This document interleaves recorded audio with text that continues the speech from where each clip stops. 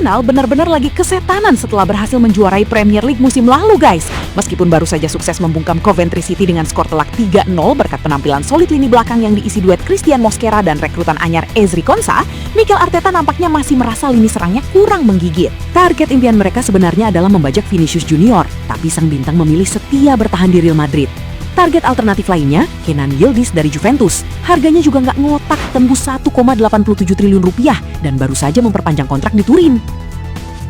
Nah, daripada pusing, dilansir dari gilabola.com, Arsenal kabarnya siap melakukan pembajakan gila.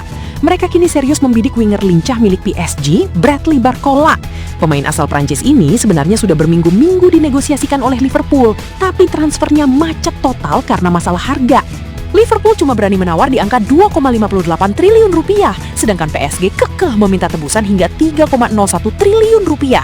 Melihat celah ini, Arsenal kabarnya siap bergerak agresif dan rela menggelontorkan dana fantastis hingga 3 triliun rupiah. Secara statistik, Barcola emang jauh lebih produktif dibandingkan Yildiz dengan torehan 13 gol dan 7 assist di musim 2025-2026 kemarin. Gak heran kalau Arsenal sampai rela jor-joran bakar duit.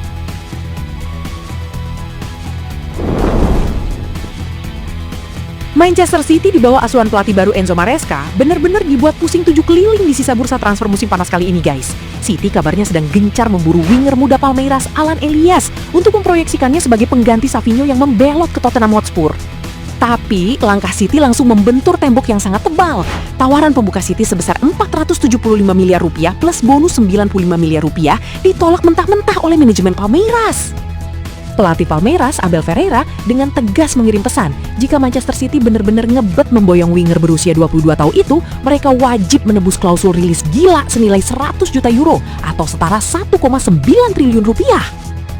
Ferreira bersikeras tidak akan melepas Alan dengan harga murah karena ia merupakan tipe pemain langka yang mau bekerja keras turun bertahan dan naik menyerang di sisi sayap selama 90 menit penuh. Bahkan, Alan dinilai sangat fleksibel karena pernah dipasang sebagai bek kanan hingga ditaruh dalam formasi 3 bek sejajar. Waduh, kira-kira Manchester City bakal nekat membayar upeti 1,9 triliun rupiah ini atau malah cari opsi lain yang lebih ramah di kantong nih?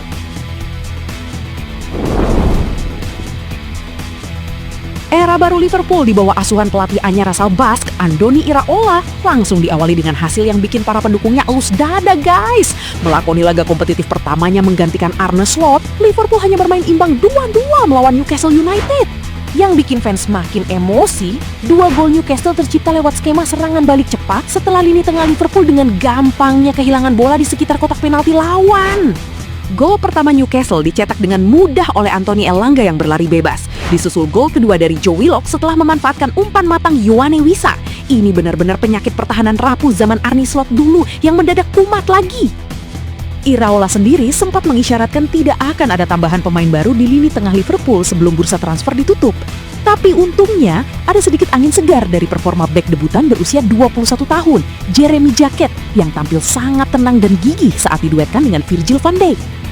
Di sisi sayap kiri, Cody Gakpo juga tampil sangat berbahaya dan dinilai haram untuk dijual di bursa transfer kali ini. Namun tetap saja, jika Iraola gagal membenahi rapuhnya lini tengah mereka yang gampang ditembus, siap-siap saja Liverpool bakal kembali merana sepanjang musim kompetisi baru ini. Situasi penyerang asal Argentina, Julian Alvarez di Atletico Madrid benar-benar makin memanas guys. Di laga teranyar kontra Villarreal, Alvarez yang masuk sebagai pemain pengganti di menit ke-66 justru langsung disambut siulan dan cemoohan tajam dari supporter klubnya sendiri.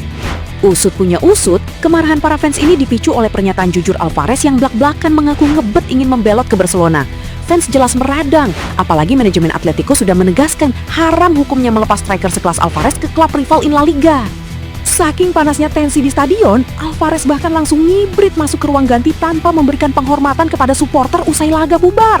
Melihat situasi ambyar ini, Arsenal kabarnya langsung pasang radar tajam untuk mencoba membajak sang striker sebelum bursa transfer musim panas ditutup. Meski mendapat tekanan hebat, pelatih Diego Simeone pasang badan dan meminta semua pihak menjaga Alvarez. Mengingat striker berkualitas yang sudah mengemas 49 gol dalam 2 musim terakhir ini adalah kunci utama jika Atletico ingin meraih gelar juara. Kalau disoraki terus begini, apa Alvarez nggak kepikiran balik ke Inggris aja ya? Buat kalian yang nanyain kabar mantan Raja Anfield Mohamed Salah, ada kabar gembira nih. Melakoni debutnya sebagai starter resmi bersama klub barunya Trabzonspor, Salah langsung pamer ketajaman gila dengan memborong 2 gol sekaligus dalam kemenangan tipis 2-1 atas Istanbul Basaksehir. Pemain berusia 34 tahun ini langsung membuka keran gol perdananya sejak meninggalkan Liverpool pada menit ke-8 memanfaatkan peluang emas di depan gawang. Meskipun Basaksehir sempat menyamakan kedudukan lewat penalti Eldor Shomurodov, Salah kembali menunjukkan kelasnya di awal babak kedua. Baru 3 menit laga berjalan, tembakan presisinya sukses mengembalikan keunggulan Trabzonspor. Salah sebenarnya nyaris mencetak hat-trick spektakuler lewat tembakan jarak jauh saat kiper lawan salah posisi. Tapi sayangnya gol ketiga itu dianulir wasit karena ia sudah berdiri dalam posisi offside. Tapi yang jelas, kontrak 2 tahun Salah di Turki tampaknya bakal berjalan sangat menjanjikan. Kira-kira, Salah bakal sanggup bawa Trabzonspor juara Liga Turki nggak nih? Pekan pertama Premier League musim 2026-2027 langsung menghadirkan kejutan gila yang bikin gempar guys. Brighton dan Hove Albion secara tak terduga langsung melesat memuncaki klasemen sementara setelah membantai juara bertahan Europa League Aston Villa dengan skor sadis 4-0. Sementara itu, sang juara bertahan Arsenal menguntit di posisi kedua berkat kemenangan telak 3-0 atas Coventry City. Manchester City dan Liverpool sendiri tampil belum maksimal. City harus bersusah payah menang 2-1 atas Bournemouth, sedangkan Liverpool ditahan imbang 2-2 oleh Newcastle. Tapi nih, sorotan paling kasihan dan membagongkan tentu saja mengarah ke Manchester United.